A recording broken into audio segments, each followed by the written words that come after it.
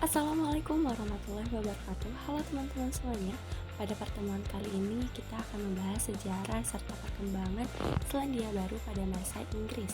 Kami dari kelompok 7 yang beranggotakan Tiki Hidayat, Fauki Al-Fajri, Fauja Al-Basit, dan Ilya Ainur-Sifat.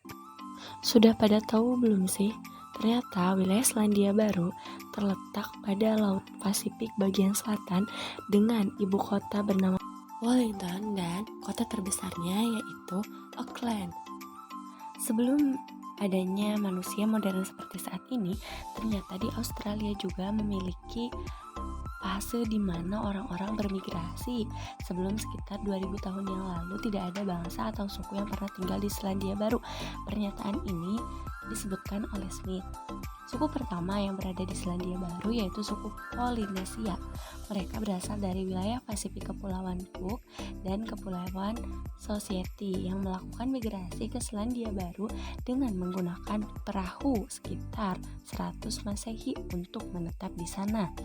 Setelah kedatangan bangsa Polinesia, lalu suku Maori ini datang ke Selandia Baru pada migrasi besar-besaran yang terjadi pada tahun 1150 Masehi. Para arkeologi telah mempelajari suku Maori yang menetap di Selandia Baru, di mana pemukiman dari bangsa Maori diperkirakan telah ada pada sekitar 800 Masehi. Suku Maori menetap serta bertahan hidup di Selandia Baru dengan cara berburu dan memancing. Para arkeolog rupanya menemukan fakta bahwa suku Maori adalah pemburu pertama yang berhasil memburu burung moas.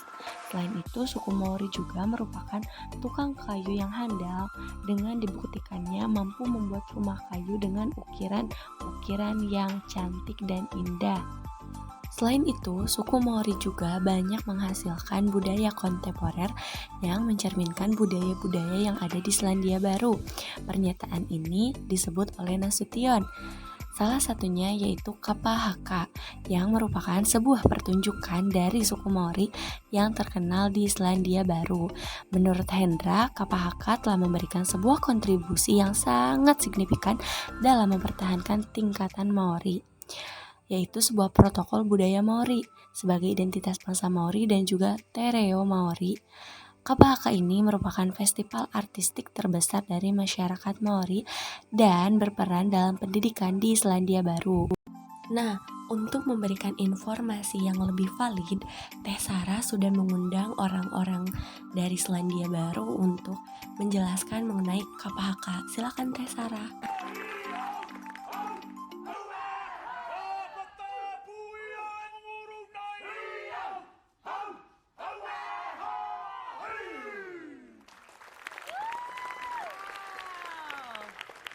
What is Kapahaka? You have to explain to everyone here what exactly is Kapahaka. Tepuya is the name of the area, and Kapahaka is? Kapahaka is the performing arts side of we the Maori people. Maori being the indigenous people of New Zealand. So the Kapahaka is how we portray. It was a traditional way of how we kept our language alive, holding on to our stories, handed down generation to generation. Both the women and the men. Okay. So Ngairo can give a really good explanation of Yes, that. so the haka in former days was a war dance. A war dance. A Okay, war jadi dance of the tari-tarian warriors. perang ya, with Yes. the warriors. The Yes. warriors they do. So it was a dance to psych up the body, the mind, Okay. mentally, physically, Okay. emotionally, Okay. to get the blood boiling. So everyone was mentally prepared to go into war. Okay. It was done in former days. It was composed for a chief who was actually running from other tribes. Oh, okay. And so he was on the run a lot, and so that haka was composed for him. Right. So when he was saying that, he was actually telling the story. Is that what he was doing? Yes, absolutely. So kamate actually means to die. Right.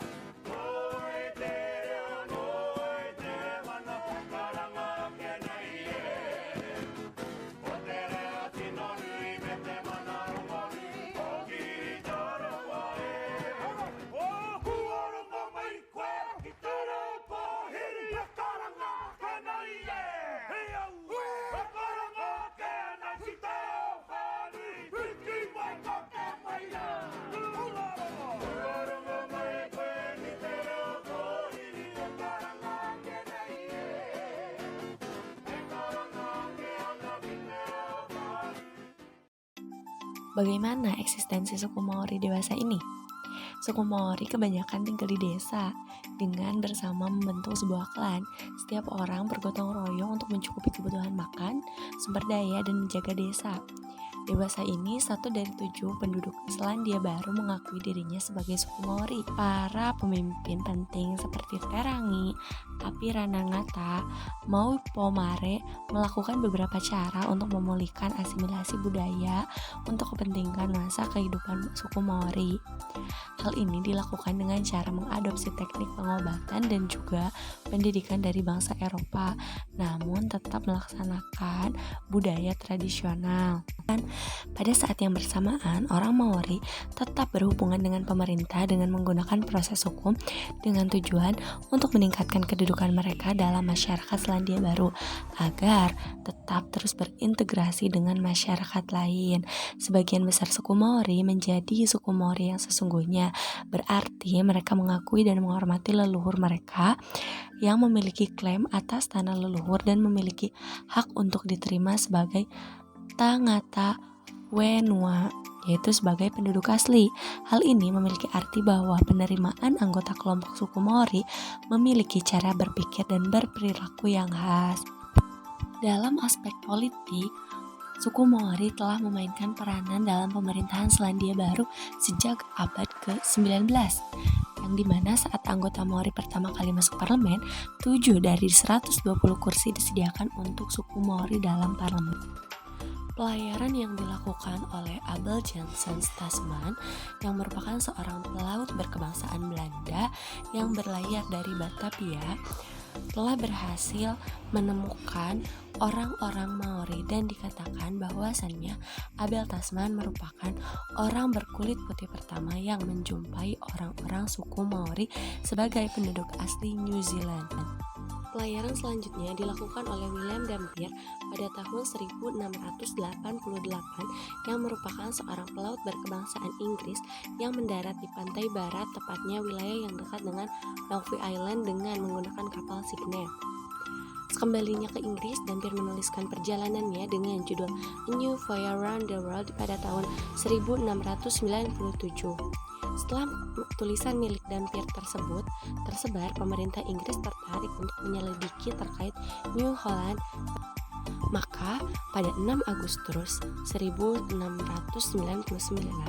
Dampier kembali berlayar untuk kedua kalinya untuk mencari wilayah New Holland dengan menggunakan kapal rubak dan mendarat di Shark Bay. Namun, perjalanan Dampier yang kedua ini tidak menghasilkan, maka selama 80 tahun pihak Inggris tidak mencari wilayah daratan selatan. Laporan perjalanan dari Dampier membuat para ahli astronomi memprediksi akan adanya transit of Venus Royal Society of London, kemudian meminta kepada Angkatan Laut Inggris untuk menyiapkan serta memenuhi kebutuhan penelitian. Salah satunya dengan memberikan kapal Endeavour, dan kemudian pada 26 Agustus 1768 James Cook dan Joseph Banks menggunakan kapal berangkat menuju Brasilia untuk memimpin sebuah ekspedisi ilmiah dengan membawa para ahli astronomi Inggris untuk memungkinkan pengukuran jarak dari bumi ke matahari dan membawa misi rahasia, yaitu untuk membuktikan adanya postulat Terra Australis Incognita atau daratan selatan yang belum ditemukan. Ketika sampai di Tahiti pada awal April 1769 dan pada permulaan Juni, Cook menyaksikan adanya fenomena transit of Venus sehingga Cook melakukan perjalanan kembali untuk mencari daratan selatan. Diakibatkan cuaca yang buruk, rupanya Cook tiba di Selandia Baru pada bulan Oktober 1769. Selandia Baru telah banyak dilewati kapal pedagang yang menjual makanan Eropa, peralatan logam, peluru, kayu balak Mauro, artefak, ubi, kentang, dan senapan. Pada awal abad ke-19, adanya misi penyebaran agama Kristen yang tersebar di Selandia Baru, sehingga terjadi perubahan kepercayaan dalam diri masyarakat Maori. Pada tahun 1840, kerajaan Inggris mengutus William Hobson sebagai gubernur untuk pergi ke Selandia Baru sebagai utusan untuk mendiskusikan serta mendapatkan kedaulatan Selandia Baru melalui perjanjian Waitangi. Perjanjian Waitangi ditandatangani pada 6 Februari 1840 oleh William Hobson beserta 43 puak kaum Maori di Waitangi. Setelah ditandatangani dan diterjemahkan, nyatanya perjanjian Maori ini menimbulkan kesalahpahaman di antara orang-orang Maori yang dianggap draft perjanjian dibuat dengan tergesa-gesa. Atasi kesalahpahaman itu, maka dibuatlah 9 salinan perjanjian Waitangi. Perjanjian Waitangi dianggap sebagai asas yang sangat dihormati oleh orang-orang Maori sebagai jaminan akan hak-hak orang Maori. Selanjutnya, pada akhir tahun 1830 sampai 1840, sekitar 20.000 imigran berdatangan ke Selandia Baru yang meliputi imigran dari Eropa dan juga Inggris. Hal ini diakibatkan dari adanya pembukaan atau pembelian lahan dari orang-orang Maori yang disebut dengan New Zealand Company pada tahun 1825. 1840, wilayah Selandia Baru telah menjadi sebagian wilayah koloni New South Wales. Memasuki tahun 1852, perwakilan Inggris telah mengeluarkan akta perlembagaan oleh United Kingdom. Kemudian, para parlemen New Zealand bertemu untuk pertama kalinya pada tahun 1854 setelah wilayah Selandia Baru menjadi wilayah yang diduduki oleh Inggris. Kemudian, pada tahun 1856 dijadikan sebagai wilayah koloni dengan memiliki kebebasan dalam mengatur pemerintahannya secara mandiri, serta diperkenalkannya bendera Selandia Baru yang serupa dengan bendera Inggris. Hal ini terjadi pada tahun 1869. Kemudian, hal ini juga mengakibatkan adanya peperangan antara orang-orang Maori dan para orang-orang Inggris. Kemudian, seorang Perdana Menteri pada tahun 1863 bernama Alfred Donald memindahkan ibu kota ke Slatquoc karena dengan pertimbangan dekat dengan wilayah pelabuhan. Setelah bendera Selandia Baru resmi dijadikan bendera kebangsaan pada 1902, pada 1907 wilayah Selandia Baru dijadikan wilayah dominion. Kemudian, akhirnya terdapat usulan agar adanya perubahan dalam bendera. Hal ini disebabkan karena tidak berhasil membangkitkan semangat kebangsaan pada rakyat yang mendapat kurang respon dari para rakyat sendiri. Karena mereka beranggapan bahwasannya mereka telah banyak berguguran di bawah bendera ini sehingga tidak perlu adanya perubahan. Pada 1920-an, New Zealand menjadi wilayah yang dapat mengatur wilayah kebijakannya baik intern maupun ekstern, meskipun tidak berdiri secara utuh sepenuhnya. Nah, sekian yang dapat kami sampaikan. Mohon maaf atas segala kekurangannya. Terima kasih telah menyaksikan. Wassalamualaikum warahmatullahi wabarakatuh.